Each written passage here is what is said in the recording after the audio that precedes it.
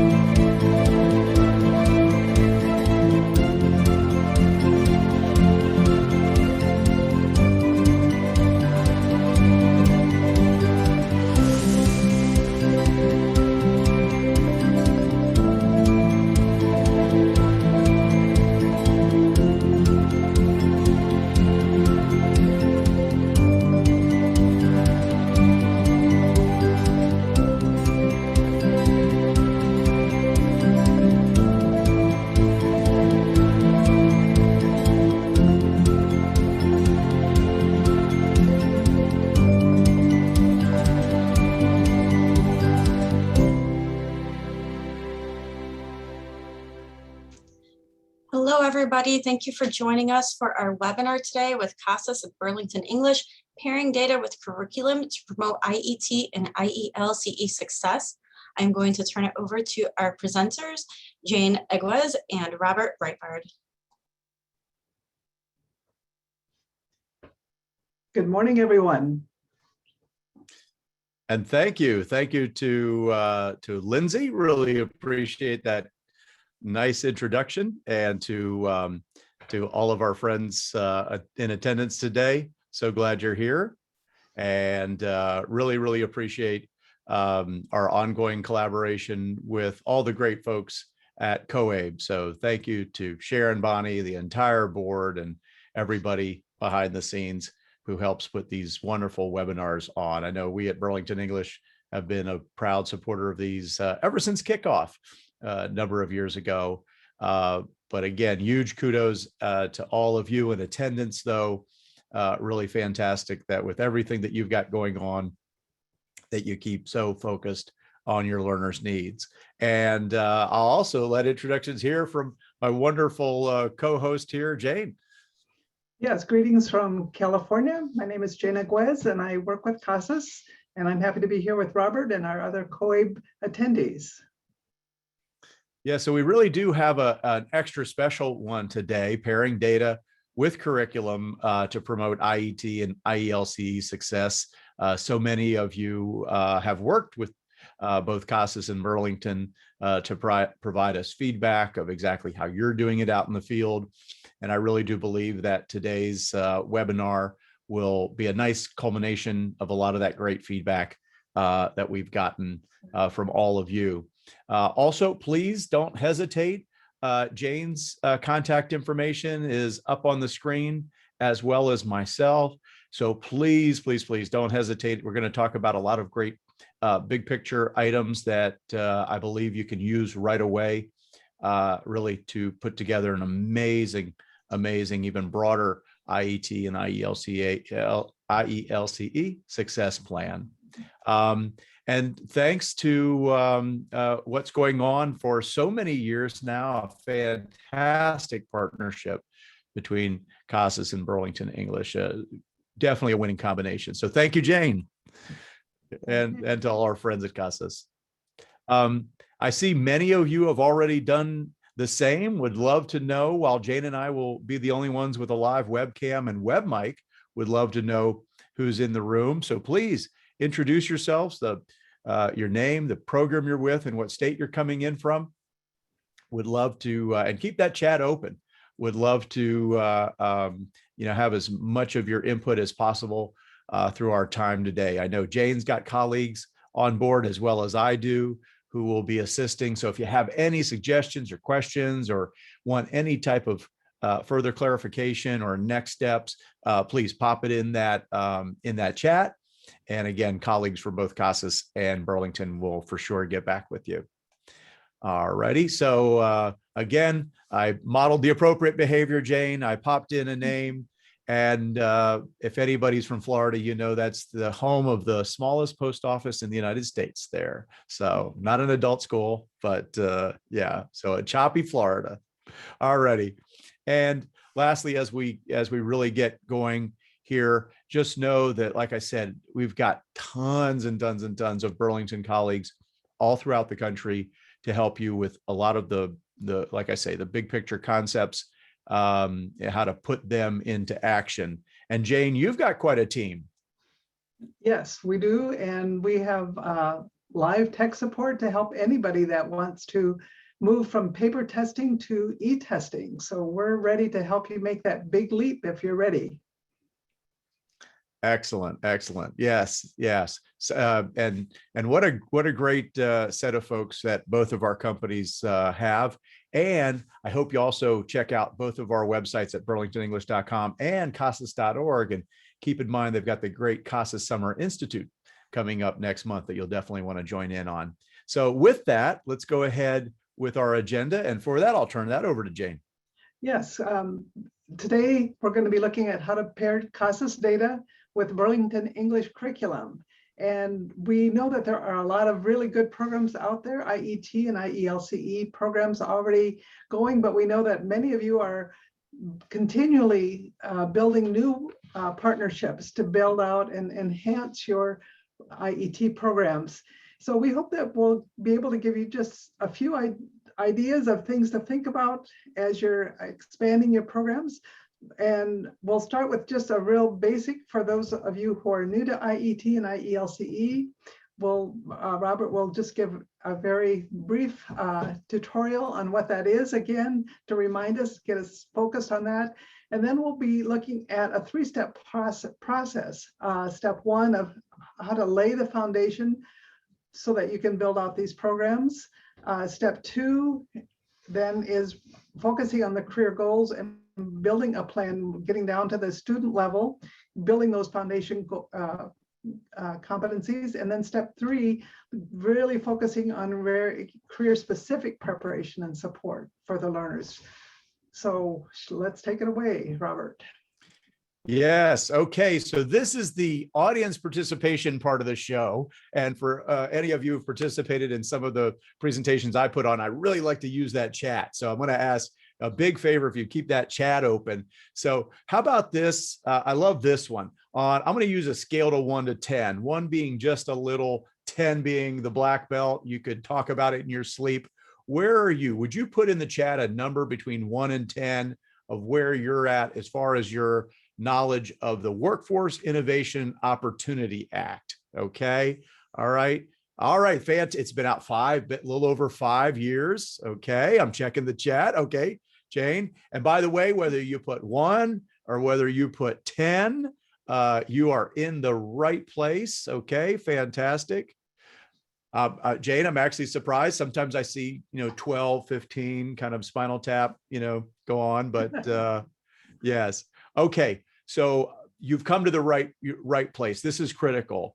So if I'm going to do a bit of a stretch here, but if anybody was familiar about 15 years ago with what the federal government, what our legislators passed as No Child Left Behind, well, if you just consider what No Child Left Behind, big picture, did to K-12 as far as what was to be taught, kind of like that, what was hot back then, talking about Common Core, what was to be taught, how it was to be taught, more depth of knowledge, a deeper dive for learners. And then No Child Left Behind definitely impacted accountability and funding.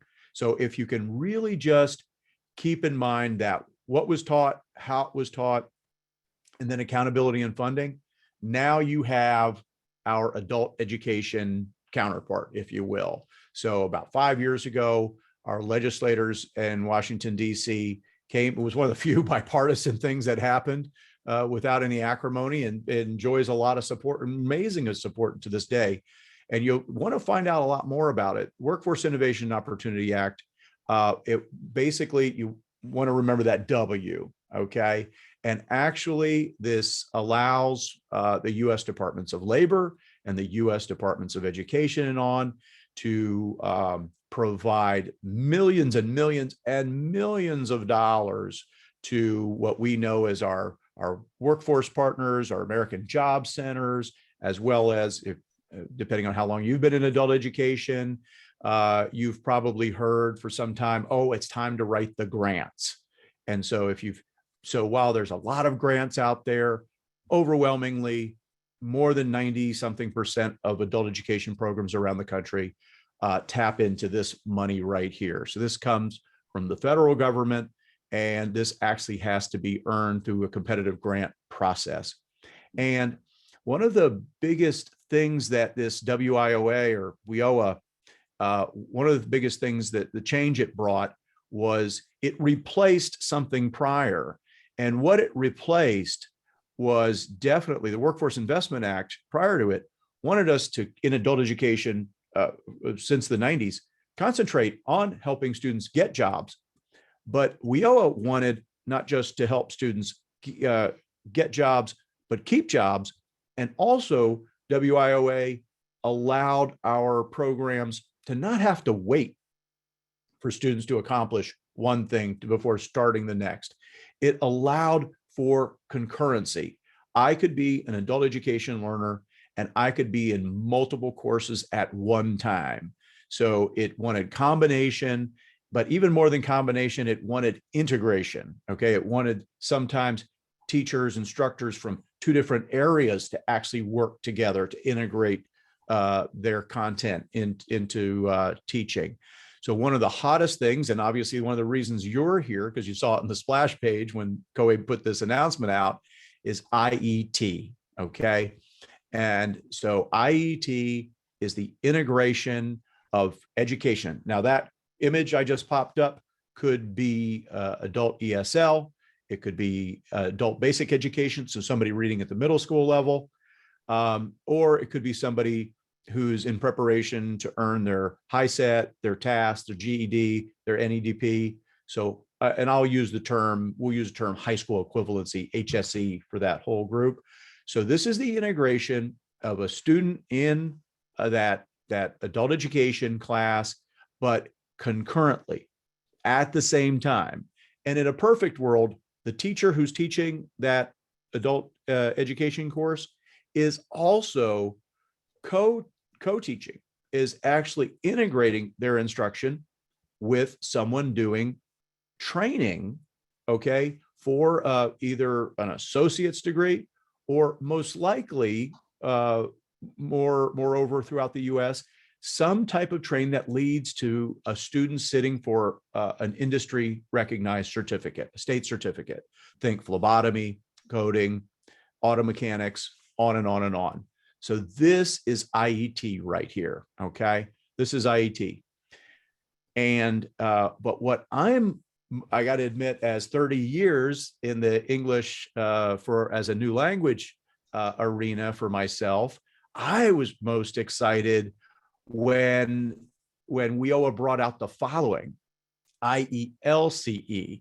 All right, so now IET is kind of challenging. So would you put back in the chat where your knowledge is of IELCE, if you had to give a speech on it right now in front of your school board, your community college? Yeah, from a scale of 1 to 10. Okay, perfect. You are in the right place. Okay, all right. I had one of my Burlington colleagues put it 10 plus. All right, we always have a ringer. All right, then you were in the great place. And all right, how about this? If your focus if your focus happens to be English as a second language, adult ESL, or you're a big part of the folks you support do ESL, would you put that in the chat box? Would you put, if your focus is in your program is ESL or ELL, ENL? Yeah, ELL, you got it. Okay, all right, then you're really in the right place, because what I really missed from seeing innovation since I started in 1991 was oftentimes I would see very creative charts of different things to do with adult education learners. But it would start at like high school equivalency. It wouldn't start with ESL. This starts with ESL or ELL, ENL. Okay, we know that's different all over the country. I love this part. This really is democratizing opportunity, for just a phenomenal group of learners I've had the pleasure to work for so long with. And so this is the integration, combination, concurrent. Okay, you're going to hear those words if you want to weed through WIOA before falling asleep one night. The integration of particularly, thank you, Jenna. Yeah, of that adult, particularly that adult ESL class. So that image that just popped up is going to be your, maybe your high intermediate, your advanced ESL class right there. Might be some type of bridge, but still falling within the CASAS parameters, under 236. Okay. All right. So that's that course right there. Now it's got to have, and by the way, is anybody also, is anybody in the chat in the midst of writing grants, or you either just wrapped it up or you're writing these federal grants, AFLA grants or what have you? Does anybody in the chat want to indicate if you're in the midst of either just finished them up, or if you're in writing the grants? Be interesting to see. Okay, right in the midst. Okay, so it's interesting. You will have, this is designated. This is so critical, by the way, that in WIOA, they put specific, this has its own funding line. So you'll often hear, I'm writing for the 243 money. So think of it like a book in chapter 243, that talks about the following. So that's integrated English literacy, and then civics. There's going to be a quiz, by the way, Jane. Okay, just to let you know, it's going to be a quiz here. All right. And so it's the integration of that adult ESL class plus civics education. All right. So that's what does civics mean to you, by the way? How about that? How about in the chat? Anybody want to give a succinct answer? What's civics mean to you? Yeah, this is a challenging one. Jane and I have cheated. We've been doing this for 30 something years. So we've got this. Okay. Government community. All right. Fantastic. Anybody else? All right. Good. All right. So in the grant language, as you see, and this actually, there was a standalone grant called the EL Civics grant going back almost 20 years. This is often you'll see in the grant language, how will you address the rights and responsibilities of living in a new country? Or living in the United States, living in a new country, right? So civics education, and apologies with our time permitting, I'm being very broad on some of these. Definitely reach out to our friends at CASAS or one of my colleagues if you want a deeper dive. Heck, reach out to me. I've got enough Red Bull to power this. Yes, love to go on about this, because this is really amazing stuff for your ESL learners. So this is civics education, and then at the same time, okay, for many years now, it's been interpreted that you must, to access these funds and use these funds appropriately, you must have that first part, that adult ESL class that's concentrating on civics education as well. Plus, just like an IET, you've got to have those same students concurrently in a industry recognized certificate training program. Now, Jane, I know you've seen there's a lot of buzz about that last part, correct? That's correct. And people are in different states are figuring out how to fund this. But it is key that all students that come into the program have a clear pathway of how to get to training and succeed in the training. So that's the key part. Maybe not all students will make it there, but at least they know what the path is and they can be on the path.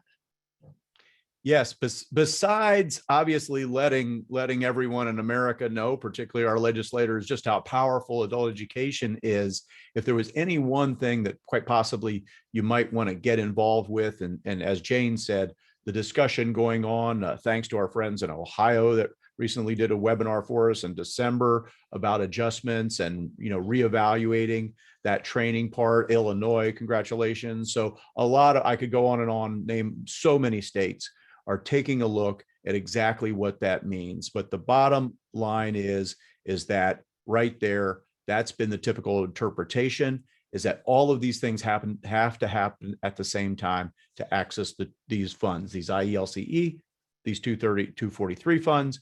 But again, there's a lot of reevaluation going on that last component. Great discussion to have with your director or your state office. Yes, and there's a lot of good boards going on about that. Okay, so now I'm going to lay the foundation, because with IET and IELCE, we want to take that learner who's on the left there with that backpack and those good-looking headphones that I want. We want to take that person, and lead her, and be part of the reason that she ends up with a family-sustaining wage. She ends up with not just a job, but a career in the scrubs there and whatever. Hopefully, as a doctor right there is going to take care of me. So how do we do that? How do we go for a plan? And spoiler alert, I hope when you walk away from this entire webinar, it's not just a few learners who walk through our doors that we want to take from left to right, but it's as many as possible. And so with that, we'll talk about setting, getting everything rolling with assessment, and how that's going to pair to instruction as well. So to begin, there needs to be a good foundation with assessment. You need a whole wide variety of different tools that you can draw on, because as students come in, they will have different needs and different goals. So you need to be able to plug together different assessments to know where they are beginning. So CASAS has a lot of different kinds of assessment. We'll get to that in 1 minute.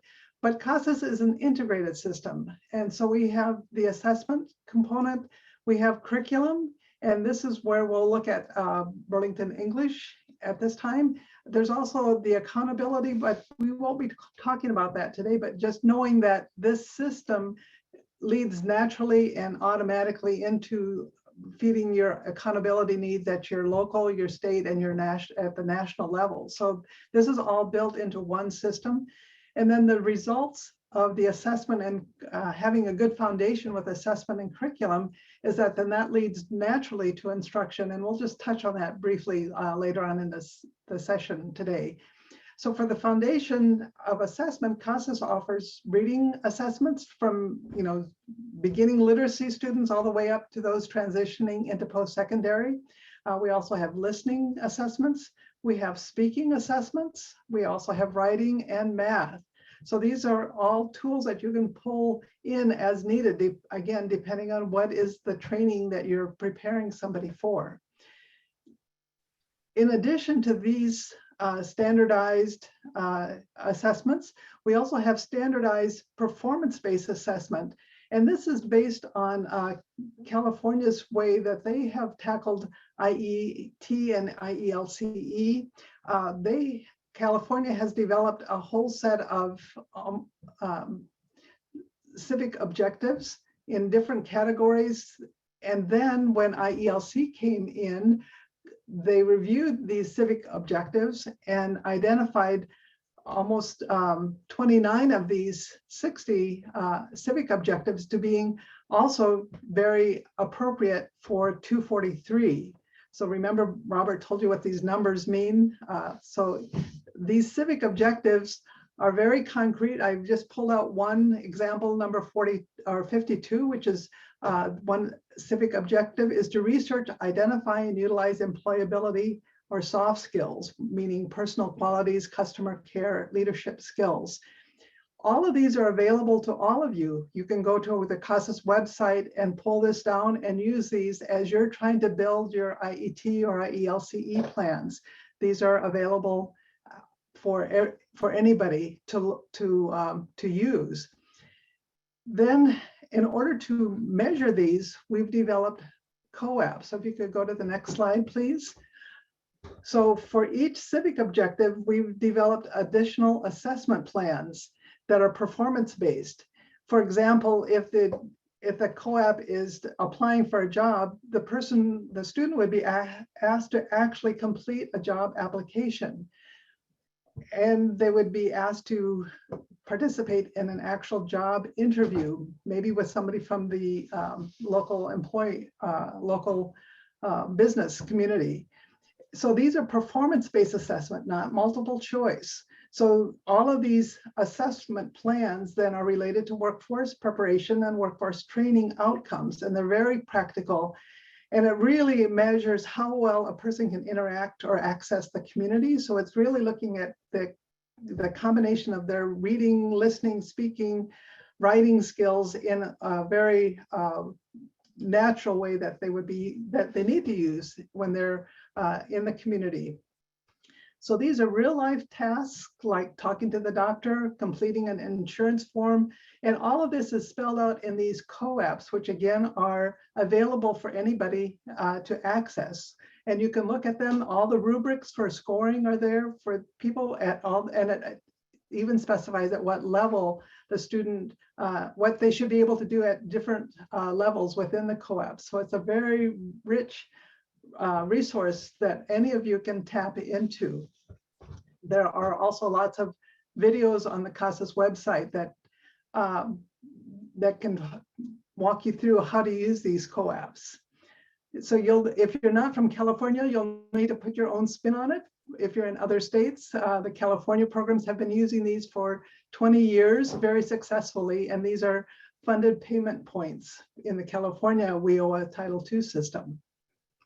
And Jane, I'm glad you brought that out, because many of us are attending sessions where there's a reevaluation of the system to report gains and progress for learners to the federal government. So so just like we put our taxes through e-file, well, we put all our adult education data from states up to the federal government through the National Reporting System, the NRS, and particularly Screen Table 4, if you will, is looking for ways to document student progress. So it's great. California's got a nice jumpstart on something very interesting as the rest of the country looks to possibly get even more creative to demonstrate student progress. Yep. That's correct. And I'm sure that will be a discussion. Yes. For the state. Okay. And so now, taking what Jane showed you with what CASAS is, what CASAS is all about, as far as the minute the learner walks in, what a fantastic thing that you have assessment data to go on from the very beginning to not just obviously place them in the right level for her or him, but definitely to match up the appropriate curriculum. So for those of you who have seen Burlington English before, or if you haven't seen us in a while, you really haven't seen Burlington English, something that we worked on for years to really check off all the boxes for learners and instructors. So if I were back teaching, I would have through the Burlington core, I would have all of the 4 skills plus grammar. I'd have everything that I would need to do full direct instruction, synchronous instruction, whether I was up in front of a classroom, projecting onto a screen, or sitting at my dining room table with a laptop teaching over Zoom. So my in-class lessons, every part of all of what we used to know as the EL Civics competencies, the life skills, workplace readiness, we all built into the core. So when you get that CASAS data, I think the thing is to also have a mindset. So of the following, and by the way, spoiler alert, with some of the most innovative programs that I've happened to run into, come into contact with across the country, if they all had one thing in common, they had number 1 in common. Instead of just a few learners being able to tap into training programs, industry recognized credentials, training programs in my program, I want to try to democratize it. I want every learner who walks through the door for the very first time, every new learner, to know that the building that they're in, or the Zoom or the Hangout or team meeting that they're in, is more than just a place to learn English, particularly, or to get their high school equivalency. That I can be with them, that my program can provide for them so much more. And again, that I want to, at least, it might not be right for their life plan right now, but I want to at least build awareness for everybody who walks in the door.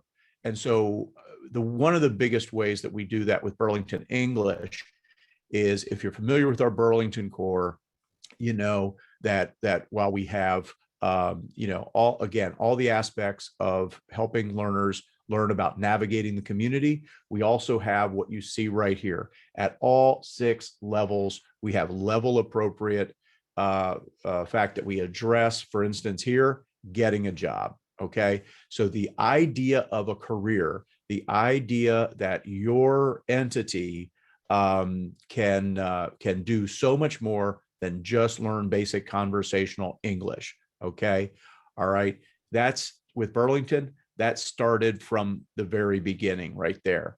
Okay, so I love that fact. And then I'll take a page out. If imitation's in sincerest form of flattery, I borrowed one of Jane's slides.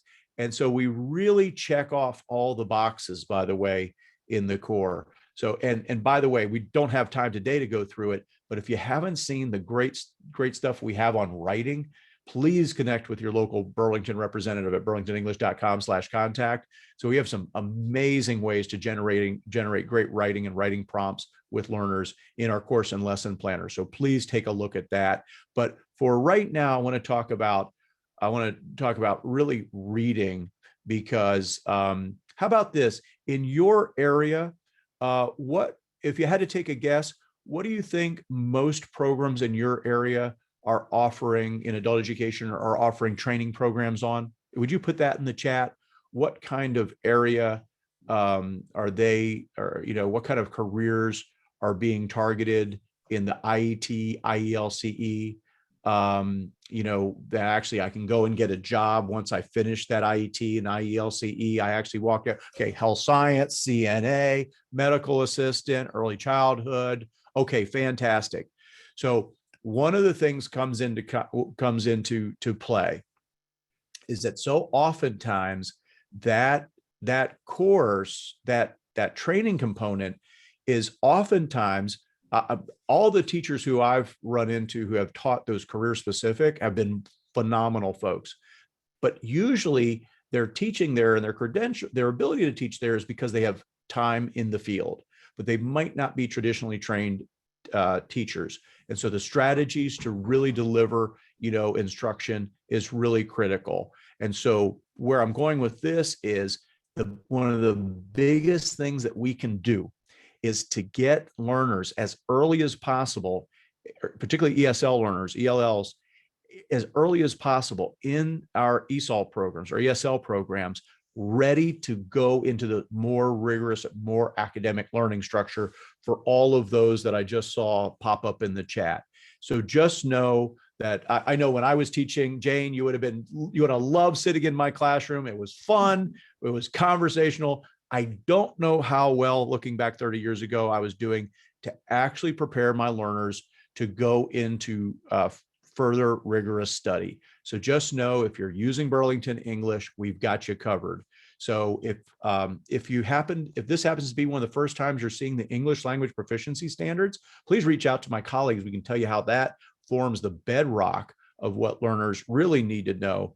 And then again, pretty much all states have embraced in some way, shape, or form the National College and Career Readiness Standards. Okay, so this is really adding a lot of depth of knowledge and complexity, evidence-based learning, so that you're incorporating this in your ESL class, but you're doing it not just because it's the right thing to do now, but it's the right thing to do for that student moving into that training program we talked about. And then, of course, you make sure you're covering all the check boxes in what you want to do with best practices with CASAS there.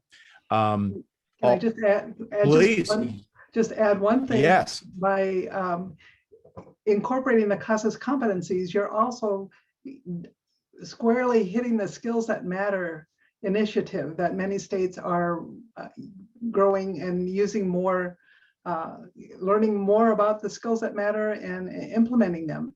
And so by using the CASAS competencies within the Burlington English system, you're really addressing the skills that matter because you're teaching these basic skills in a context that really matters. Perfect, perfect.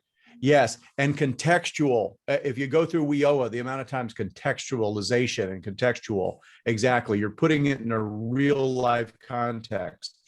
And one of the biggest things is, and again, one of the things that has really been hurt and has been lacked by quarantining and the fact that even, post-COVID, students might not have as much contact because of hybrid work environments, hybrid learning environments, maybe doing more from home, is I'm missing out on some key things. And I'm missing out on saying something like, how far are you, Jane, from La Jolla, California?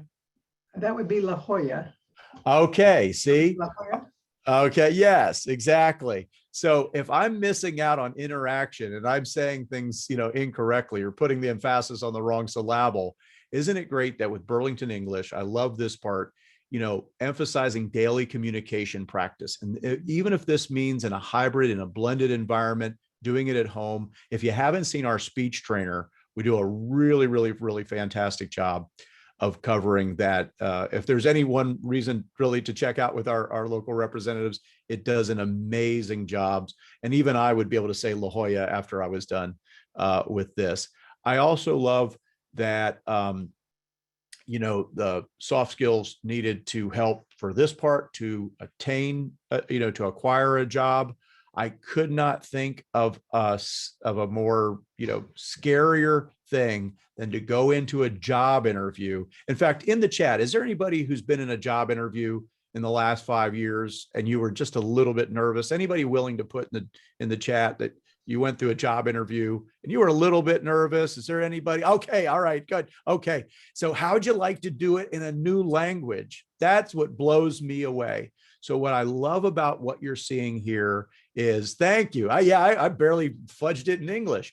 Yes, I couldn't imagine doing it in another language. So as you can see here, and again, I'm going to take a page out of Jane's book here, the fact that listening comprehension, prior to CASAS back 100 years ago, when I was involved with programs, we didn't even assess listening comprehension. And to me, not just the fact that CASAS addresses it, evaluates it, but in the format they do, in the way that they do, to make it a true listening comprehension activity.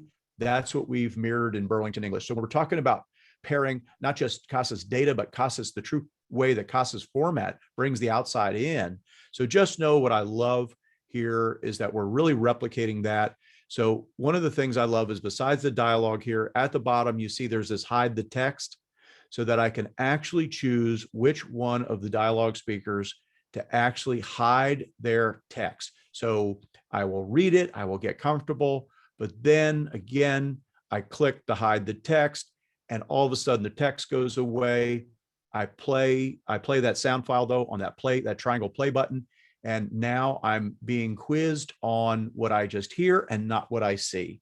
So again, I think this really does a fantastic job, because I've never been to a job interview where I got handed the job questions upon walking in, all listening comprehension.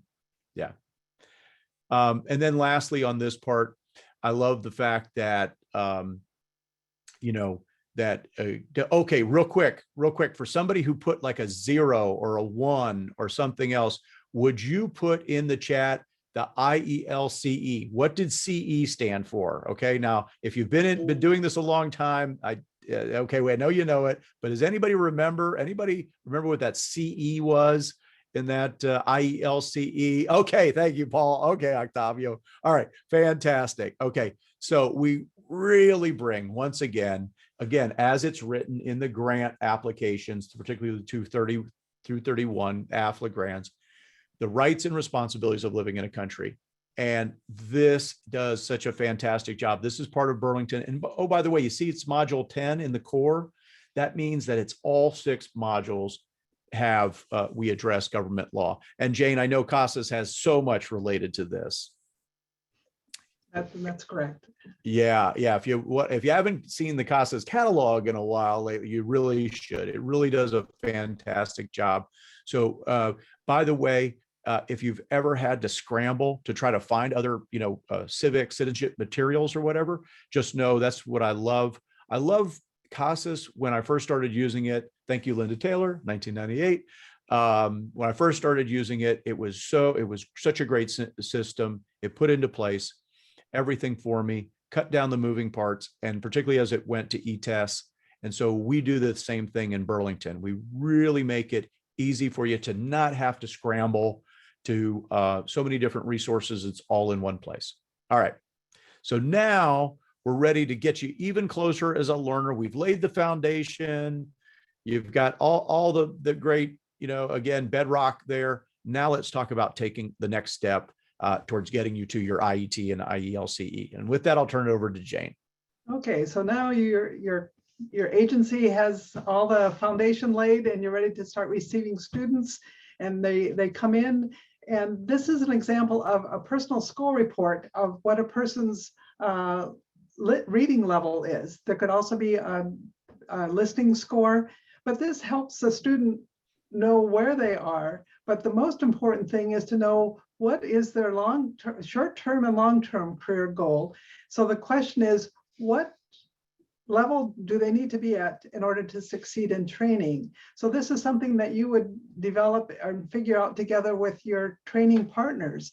At what level do their reading and listening skills, maybe their math skills, what level do they need to be at so they can be independent learners in the training? And then so that it's very clear for the learner where they are and where they need to get to, so that they have a clear goal in mind, and so they aren't in this black hole of just hoping that someday somebody will tell them that they're ready. It puts them in the driver's seat. The next slide shows a student performance report that comes from, this is from one of the reading tests, and this is a student who it shows what competencies, how they did in different competency areas. And you can see that in the third column, we spell out what all the competencies are. So the first column is the competency number, and then the number correct is the second column. And then the third column really spells out what those numbers mean. So you don't have to memorize a CASAS competency list. And this really shows, if you look down, it spells out there, you can see the civic objective related competencies as well as the workforce competencies. Understand the basic principles of getting a job. So there were some reading questions about that. There was some reading about understanding work-related safety standards and procedures and so on. So there's a lot of good information. This is the data that instructors need and also the learners need to begin, again, focusing on what are the really priority competencies based on their career plans. So knowing that CASAS has a whole battery of competencies that you can work with, that really helps to summarize. And this is linked directly to the Burlington English materials. Excellent. And by the way, if this happens to be one of the first times you're seeing this report, would you put that in the chat? It's interesting to see, or I could ask it the other way. Let me put it this way. If you happen to have seen these types of reports, would you put that in the chat if you happen to have seen it, or if it's your first time? Yeah. And so, Jane, where would I get more information on this? We have self-training modules on the CASAS website. It's specifically module 4. But if this is your first time or you're a newbie to CASAS, we recommend that you take modules 1 and 4. And we have self-training, but we also have live facilitated training for how to read and understand these reports. And if you go to the next slide, you can see that the CASAS scale scores automatically translate into NRS levels, which automatically translate into the Burlington English levels. So this is, again, a time saver for the students to know often an ESL student thinks they have to begin at the beginning always, but many of them come in with some skills and knowledge. So it's important to find out where they are and start from where they are to give them some success, but also some stretch goals for learning the language and applying it. Excellent. So, so I've got this great, great information. And now, though, I've laid that bedrock, my learners have a strong foundation in college and career readiness standards. Obviously, even before that, the English language proficiency standards, CASAS competencies.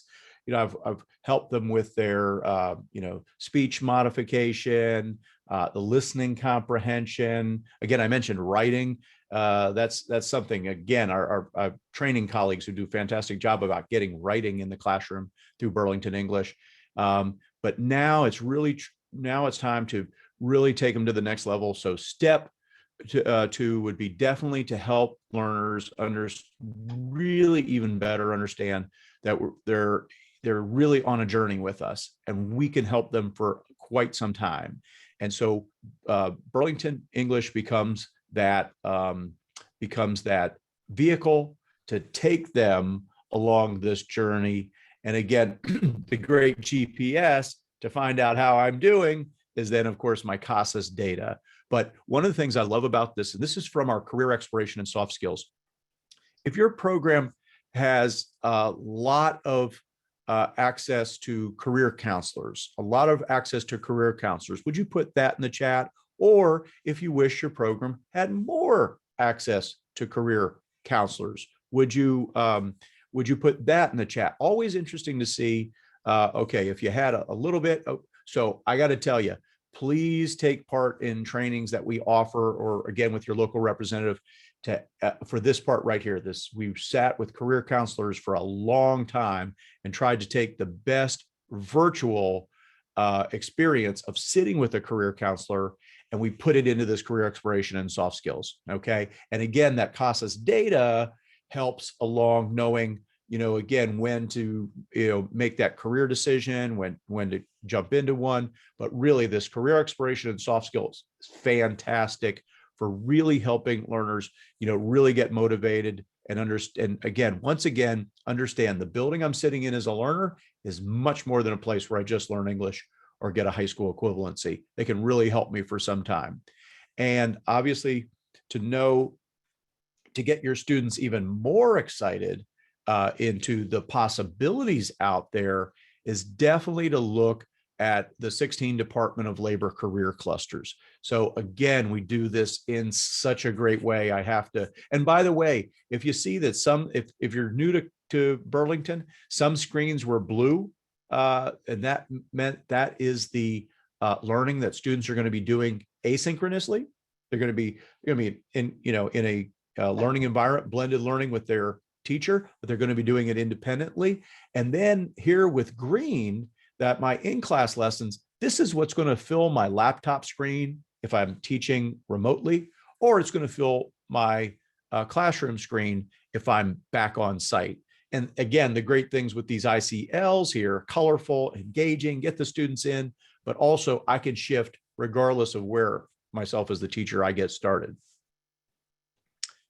Also love that, one of the things that when we started using CASAS, I love the fact that if you really really go through CASAS, it really encourages you to get to know your students, and really work with them as the assessment process starts.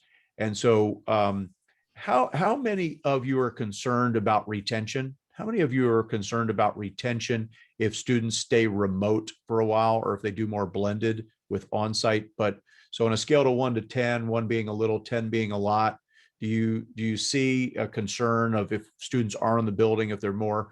Well, one of the biggest things you can do is right here is goal setting. Okay. Goal setting is fantastic.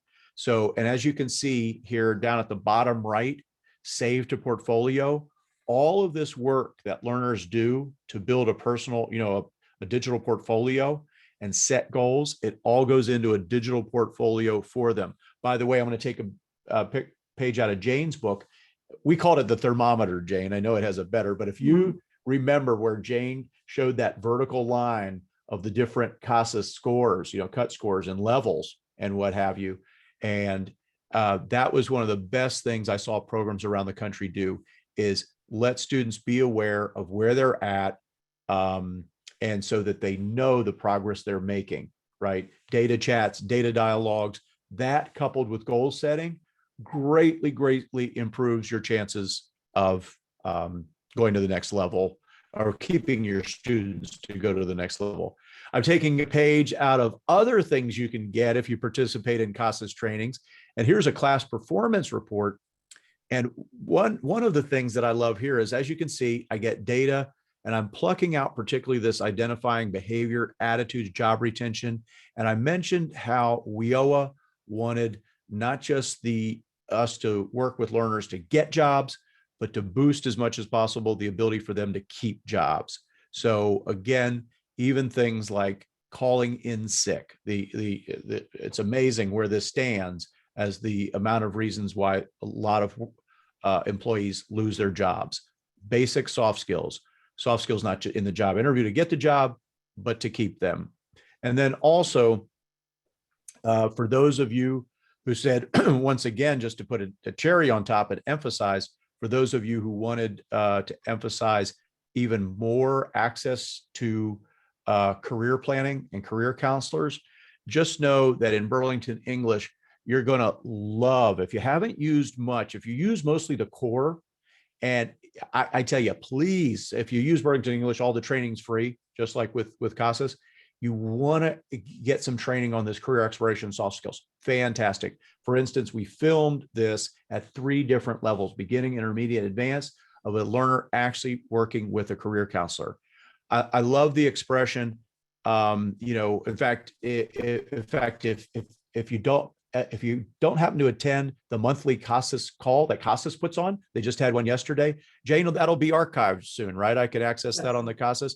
You owe it to yourself. Big shout out to my fellow Floridians over in Palm Beach County who did a fantastic job of things. I love the way you all did, my Palm Beach colleagues did things about what we can do even to help learners before they actually start assessment. Okay.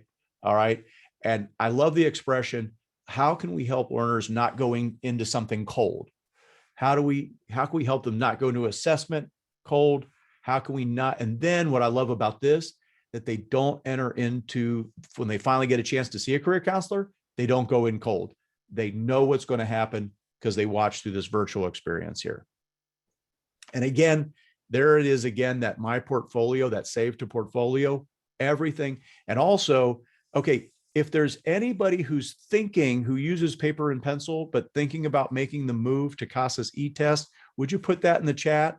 Or if you already use CASAS, one of the CASAS electronically delivered, I'm interested to always see who uses paper and pencil or uses the CASAS e-test. Okay, all right, Jane, e-test is not just e-test, e-test is the best. Okay, so one of the great reasons to go to e-test is, again, to have everything digital right there and follow along, and just know it's complementary. So when we talk about pairing data to curriculum and instruction, CASAS does an amazing job with the e-test and TOPS Pro, of course, obviously, and we do the same with this My Portfolio. Again, keeping track of student work and student progress. All right, so in our last few moments together, we won't take too long on this last part. It's just taking assessment and pairing it with, again, if you're relatively new to Burlington, these are really fantastic. Our English for Specific Careers, really helping folks who either have jobs but need to get better with more English to advance on them, or once again, to get students involved in these so they don't enter into something cold. But let's see how CASAS jumps in on that. Okay, so once a student really specifies what their training goal is, and you can have a list of what competencies they need to work on, and the CASAS test will assess some of those competencies, but not all of them, but they will be assessing the foundation skills. And this is really key to make sure that time is well spent. on the priorities. If you could go to the next slide, please. Again, this is looking at this individual skills profile. The state of Washington were the pioneers in advancing IBEST, where it was integrated basic skills training together with training. And for years, they published in their community college catalogs what was the CASAS score that somebody needed to reach to be eligible to go into their IBEST program. So it was very apparent for everybody to, again, know what the goal was to get into specific training. For some occupations, it was higher. For other occupations, the entry was lower, depending on the complexity. So this information, again, is available at the fingertips for the students and for the teachers to begin with. Go ahead, Robert. Yep, great. So as we get to the home stretch here, once again, you know, I love that, you know, we're really helping learners focus and helping teachers who might be sometimes substitutes, sometimes taking our first steps. I know I wasn't a trained career counselor, full disclosure, when I was teaching. I don't know how well I'd be if you dropped me in a classroom back 30 years ago and said, also help learners get jobs. You know, I was pretty good at conversational English. So I love how Burlington materials help you know, not just our teachers, but our learners, but even our teachers. For instance, with topics such as career laddering, again, we're helping them make great choices. So when they go into, I saw a number of you say health occupations. So I don't go into a health occupations and say blood. What do you mean blood? And have to change my major again. So I love the fact that, again, the career exploration part. This one I'm particularly excited about, and this is our career specific vocabulary. I love this one.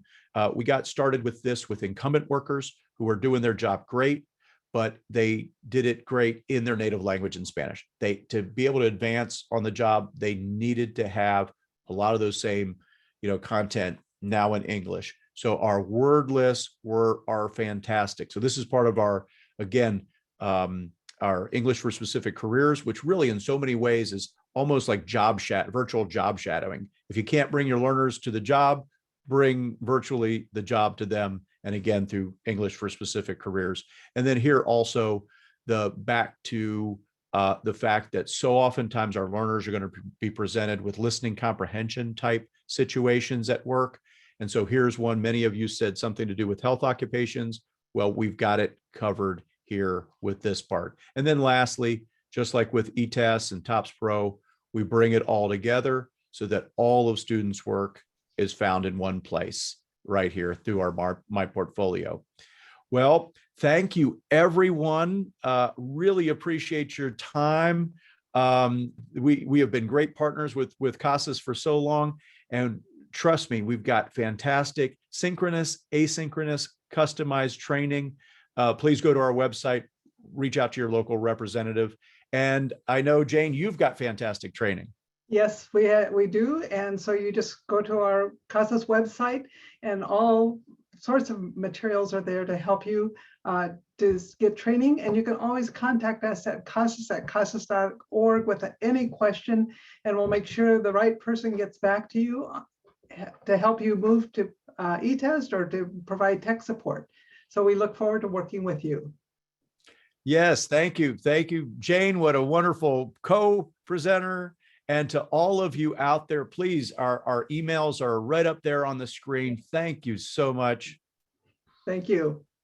And again, one more plug. If you want to attend a fantastic virtual professional development event, then mark your calendars towards the middle and the end of June 22nd, June 23rd. Check out CASAS's website at casas.org. They have the CASAS Summer Institute. I know I'll be there. Hope you'll be there. And again, from all of my colleagues at Burlington English, we sure hope that you see us whenever we can lend a hand. Definitely here. Thank you, Jane. Thank you. Thank you, everybody. Goodbye.